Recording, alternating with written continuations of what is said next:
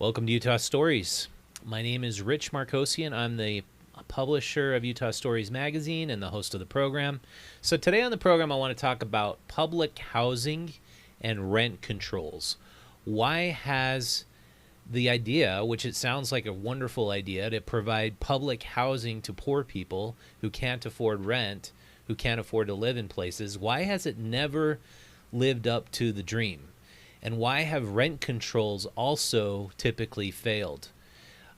This is a major issue because both candidates running for Salt Lake City mayor say they want to have public housing. They want to have affordable housing. Deeply affordable housing is what we're calling it now. And they also want to impose rent controls. And they want to stop.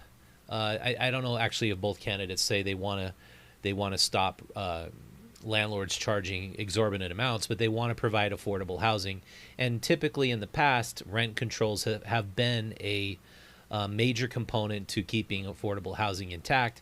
But when you've applied rent controls, or when you look at the past and you look at the history of that practice, it's never panned out. And I want to answer the question as to why.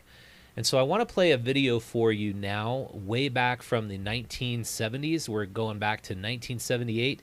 And this is a video produced by the economist Milton Freedman. And if you don't know who Mr. Freedman was, he was from the School of Economics in Chicago University. And he's probably one of the most influential economists of the 20th century. And when Ronald Reagan was elected president in 1984, he chose to use a lot of the concepts and ideals from Mr. Freedman. So let's play that video for you now. Now, those of you who are on Instagram with me, I'm going to summarize what this video is, and I'm going to have to put the headphones on to listen to it. If you have ever watched the series called Free to Choose, it's this incredible PBS documentary series that was in the 1970s that went through all of these different economic systems that existed at that time. And Mr. Freedman was the host of the program, and he went to places like inner city Chicago, inner cities in Great Britain, and showed how public housing had proven over and over again to really quickly deteriorate when it's centralized in one area. And if you remember what the projects looked like, they were big high-rise towers that could stack lots and lots of people up very inexpensively. And they built them in Chicago and I believe Detroit and New York. We didn't have big housing projects ever in Utah. But it's an interesting case study to see why they failed, because they were built with the best of intentions. Why not give people much more affordable housing? Why not give them a place to live where they can be in the city, where they have access to jobs and transportation and healthcare and food and everything they need? Why did these places deteriorate so quickly is the question. And Mr. Freedman's answer to that question was that people just did not take care of them. People tended to vandalize these facilities. They tended to find other means of making income other than going out and getting jobs, such as running drugs or joining gangs. And it just centralized crime and bad behavior in one area, and nobody wanted to live in the projects because nobody felt, first of all, a sense of ownership, and then nobody felt a sense of dignity in living there. And so I look at this story we produced over a year ago, a story we broke about the Magnolia Apartments in Salt Lake City. And if you know about the Magnolia Apartments, they were built with a lot of fanfare and a lot of hype because they were supposed to be the template for what could provide affordable housing, deeply affordable housing, and permanent supportive housing is probably the best classification for the people who needed it the most, the chronically homeless. And what we find happening today in the Magnolia Apartments is that Are we able to play that video or? Yeah, we just got to do audio from video. So Oh, okay. you can't have your mic on. Okay, so I'm going to turn my mic off while we play this video. It's going to be a little pause on Instagram, but let's play that video now. First from Milton Freedman. Yes, sir.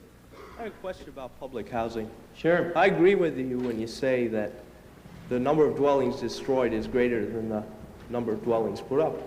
But you are comparing the number of dwellings that are destroyed are three-story apartment buildings left over from the 19th century. And the dwellings that are put up are 20 stories high and have about 8 families per floor. Oh, I mean the number of dwelling units, not the number of buildings. When I spoke, I was not careful, and I should have been. I meant the number of dwelling units, where a dwelling unit is something that houses a family. So in the case of the buildings you're talking about, I wouldn't count that as one 8-story building versus one 3-story building.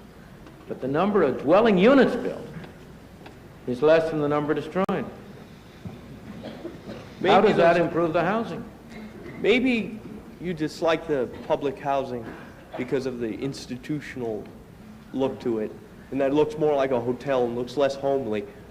But the alternative that has nothing to do with it. The alternative is either you have a public house or you have a badly maintained apartment building by an absentee landlord. And There are no dwelling units in this country that are more badly maintained than public housing dwelling units. in the South Bronx, people are burning their houses. Of course, why? They why? are burning their houses why? to move into public Of course, housing. but why are they burning those houses and abandoning them? Because Why? they're badly maintained. No, sirree. Because you have rent control in New York City, which makes it uneconomical to maintain the houses and means that the only way in which you can get any money out of them is by burning them down. Also, an absentee landlord is very... Absentee landlordism, of course.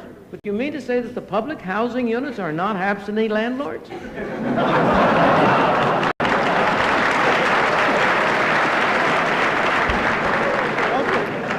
Look, I'm not, you must understand, I think it's important for people to have decent housing. My objection to public housing is that it's made the housing of the poor worse. Milton Freedman. You've torn down dwellings in which they live. and You've he's put up in debating part, young man if you take the about whole housing program, the difference urban renewal between plus public housing, the public situation is housing even and worse. rent controls. You've torn down more dwelling units than you've put up. Of those you put up, a considerable fraction have not been available to the poor. You've torn down low-income dwelling units. Take any urban renewal area in this country you want. You've torn down low-income dwelling units and you've put up luxury apartments. And that's helping the housing of the poor? Not by a long sight. So that the problem is, and then in the public housing units you've set up, because of the income requirements and so on, the people who qualify for them tend to be broken families. They have an abnormally high rate of juvenile delinquency, of sabotage, of destruction.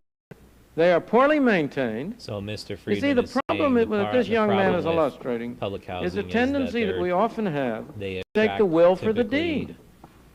The problem is the objective of the public housing people units. The point is to go out and see what's actually happened with them. Have high rates And there of is hardly juvenile anybody delinquency, who has studied the subject and who will defend the they're- public housing program as having improved the housing of the poor. and he basically says public housing has not improved the housing for the poor. And this was back. So thanks for playing that. That was back recorded in 1978, and we have a different model for public housing today. So our public housing here in Salt Lake City consists of Palmer Court. If you've ever just driven up east from Public Coffee, between Public Coffee and then you turn left and you get to Proper Burger, you see Palmer Court there.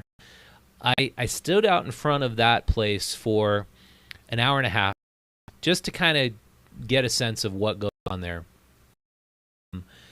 And because I'd heard a lot about the police a lot and a lot of problems around Palmer Court, I watched a woman exit Palmer Court. I've got this actually on videotape.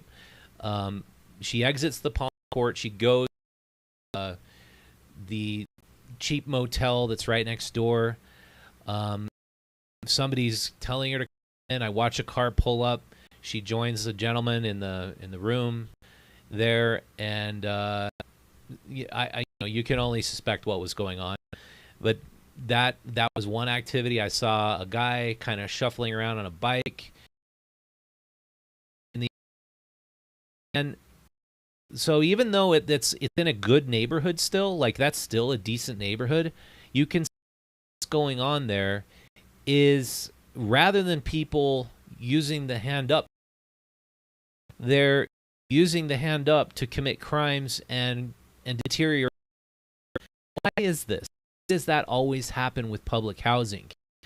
And the conclusion I've come to is that people cannot ship over a public project.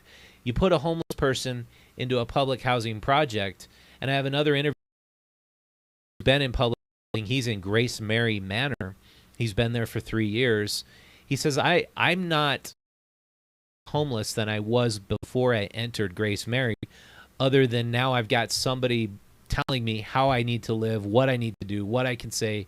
And he knows if he says the wrong thing, he risks getting kicked out. A whole nother story I wrote about a guy who was kicked out. He was saying things. And this guy, I have to say, he is definitely the obnoxious homeless person I've ever met in my life.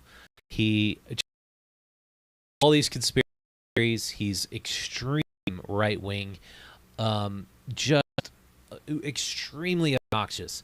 But he has every right to be obnoxious in public housing. But apparently he of public housing not because he said they claim he had owed back rent. He said he could pay his back rent, and he said he could get up. And then I went and asked Grace Mary Manor, I said, do you kick people out because of not paying their, and which is a very small amount of rent they need to pay? They said, no, we will never kick a person out because of not paying rent. I said, so why are you kicking? And they said, I cannot tell you. That's confidential information. And he was trying to get me to getting kicked out because he knew it was because of his political beliefs and values. And so that is the problem with public housing. You are not free living in public housing. You suffer under either the tyranny or maybe the compassion of whoever is leading or in charge of the facility. And I don't have anything disparaging to say about Grace Mary Manor. Maybe they had a very, very legitimate reason to be kicking this guy out. I just don't know. And his contention was it was because of his obnoxious behavior. How about we just say that's